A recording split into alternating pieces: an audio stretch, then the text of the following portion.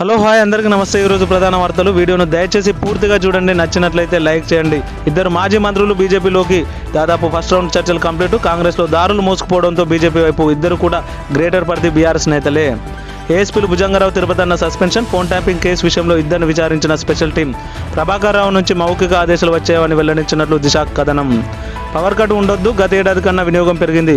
రాష్ట్రంలో ఎక్కడా తాగునీటి కొరత ఉండొద్దు, సమ్మర్ యాక్షన్ ప్లాన్ రెడీ చేయాలని జిల్లా కలెక్టర్లను ఆదేశించినటువంటి సీఎం రేవంత్ రెడ్డి గారు.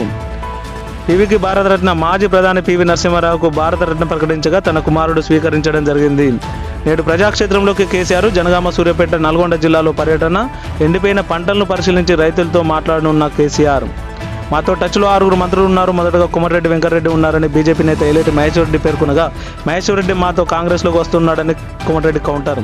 తండ్రిగా కూతురుగా వరంగల్ ఎంపీ టికెట్పై కాంగ్రెస్ తర్జన భర్జన. కడియం శ్రేయర్కి ప్రాధాన్యత అంటూ దిశ కథనం.